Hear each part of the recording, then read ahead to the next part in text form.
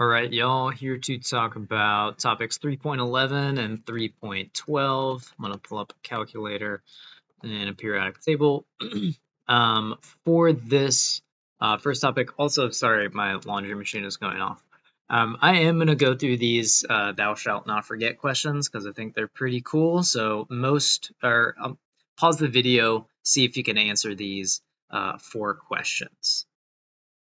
Okay, so more polarizable, when we see that word, when we're talking about IMFs, we're thinking about London dispersion forces, or LDFs. The type of solid that has the lowest melting and boiling point, that's going to be covalent solids, also known as molecular solids. Not to be confused with network covalents, right? Those are the highest melting or boiling points. The type of solid that always conducts electricity, so it doesn't matter what state of matter it's in, that's going to be metals or metallic solids. And then the bond angle in H2O, so you've got 1 oxygen, 2 hydrogens, then you also have the 2 lone pairs, meaning this is a tetrahedral molecule, so it's got 4 electron domains. So the bond angle here, right, this is your bond angle, is going to be somewhat less than 109.5 because those 2 lone pairs sort of compress that bond angle together. Okay, so now what we're talking about is totally different, but some nice little review questions. 3.11 is all qualitative. Oh no, my antivirus is expired. Thanks, McAfee. Go away. All right. 3.11, really qualitative. 3.12 is going to be a lot of math. So when we talk about spectroscopy in the electromagnetic spectrum, we're talking about light, basically. And when we say light, it's not necessarily visible light. We use the term electromagnetic radiation to be more scientific about it, but that includes everything you see here. So, we've got ultraviolet, can't see it. We've got visible light, we can see it. Infrared, can't see it. Microwaves, radio waves, gamma rays, X-rays, the whole spectrum of different radiation that constitutes light, but it's not necessarily something we can see. We can only see light in this very tiny range here, right? Now we'll talk about what these numbers mean, the wavelength and the frequency in 3.12. But just so you know, we classify light into these different categories based on what its wavelength is and what its frequency is. So one of the things we're going to talk about in this section is the different kinds of movement that molecules can undergo and the kind of electromagnetic radiation that is responsible for that movement. So for example, if I shine a visible light source, like a flashlight, on a molecule, it might make it move in a specific kind of way. If I put that same molecule under a microwave radiation, it might move in a different way, and there are key characteristic associations between these. So, there's my laundry song. Yeah, I'm moving my molecular movement. So we've got 3 different categories we're talking about. Translational is moving from one place to another. So the molecule is here, and it actually moved over here. We've got rotational, spinning in place. And we've got vibrational, which is like stretching the bonds or just sort of bending the bonds or literally vibrating. And you'll have to memorize these. I will also add movement from one place to another. In this, we include electrons moving energy levels. So not the whole atom itself moving from place to place, but even just the electron in that atom moving energy levels. So here are some, images of what those things could look like. But yeah, so a lot of text here. I've tried to highlight the key point, and that is really the thing you need to memorize. So when we talk about rotational movement in a molecule, it is caused by microwave radiation. So if I zap a microwave onto a molecule, it's likely to rotate, okay? Think about how in your microwave, right, that plate is rotating as it warms your food up. That's it. That's all you gotta know. When we talk about infrared radiation, we're talking about vibrational changes. So this is the bending or the stretching of the bonds within a molecule. That's going to be infrared. Don't really have a good mnemonic for that. This is a graph showing the infrared spectrum of a methanol molecule. So methanol looks like 1, 2, 3 H's. And then you've got an oxygen and a hydrogen, and 2 lone pairs on the oxygen. So what this graph is showing us is if I shine infrared light from all these different, let's see, these are wavelengths, or no, these are wavelengths of infrared light. We see that at specific wavelengths, the methanol molecule absorbs more of that light. Okay, so at the OH bond, because of the OH bond, this molecule can absorb a lot of wavelength like 3500.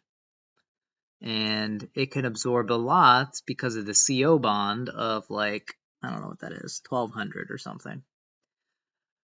And what this shows is based on the actual makeup of a molecule, so based on the sort of energy levels of each atom and how they're arranged together in bonds, that particular molecule can absorb certain frequencies, certain wavelengths of light better than others. And this graph is showing us that there are really 3 main areas of infrared light, 3 main wavelengths, frequencies of infrared light that the methanol molecule can absorb. It's very unlikely you would see a graph like this, but that's really all it's showing.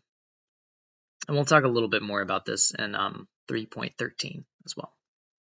Last category is ultraviolet and visible light. And this is really what we're going to focus on in 3.13 as well. So again, visible light, that's what we can see. Ultraviolet is going to be a slightly shorter wavelength, higher frequency.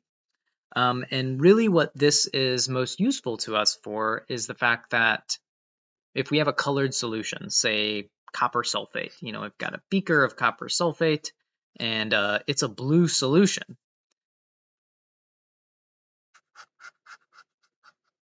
Well, we can do things to this solution and we can analyze things about the solution solely based on how transparent or how dark blue the solution is. And we can actually shine different kinds of light through the solution to deduce things about its concentration, its absorbance of that light, and all these other things. But really the key thing I want to emphasize here is that when we have colored light as well as UV light, that's when we get electrons moving from ground states to higher energy states. Another way to say that is they are moving energy levels. So folks who had me last year will recall this when we talked about the flame test, right? You shine or you put an element in a flame, right?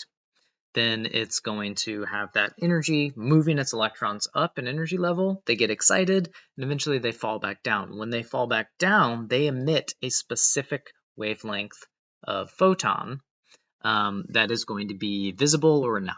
And that's how we can discern between different elements. Now, when we are talking, I don't know why this is here. I did some really dumb slides last year. Really what you want to know is the highlighted portion here. So UV and visible light is going to be those transitions in energy levels of the electron. Okay. And these are pretty funny fake product labels. Anyways. Okay. So we've got 2 samples of copper 2 sulfate. Again, this is a blue solution. They're analyzed with visible light spectroscopy. Sample 1 absorbed twice as much light as sample 2. So when you see this phrase, visible light spectroscopy, means, excuse me, we are, we've got our little flashlight and we're shining it. That's our flashlight. And we've got 2 solutions with some amount of copper sulfate in them. And we're using a tool that tells us how much light was actually absorbed. We'll talk about that in 3.13, what that tool is called. And because sample 1 absorbed twice as much light, its concentration must be greater, right? Sample 1 is basically this blue, whereas sample 2 might be this blue, right? This is kind of a bad drawing of how blue something is, but imagine that I was using, you know, a lighter colored blue or something, right? This might be sample 2, sample 1, okay? So sample 1 is higher in concentration. What must be true of the solutions in order to get results from this type of spectroscopy? Well, I've already given it away, but if you're using visible light spectroscopy, these solutions have to be colored. They have to have naturally some sort of visible color to your naked eye.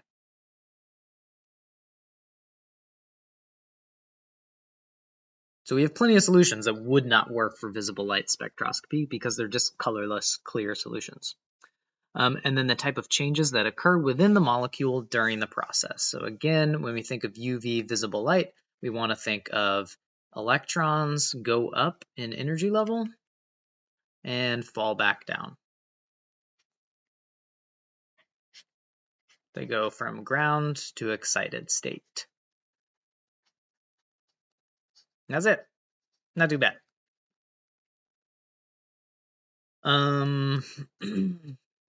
Let's see. Some of the change from 1s2, 2s2, 2p5. Okay, so right here I can see this 2p5 electron jumped up in energy level. So this would definitely be UV visible light. For the bending of OH bonds, that's a form of vibrational molecular movement. So that would be our infrared. Infrared light. Okay, I'm actually going to pause and just cut this video here, and I'll talk about 3.12 in just a moment.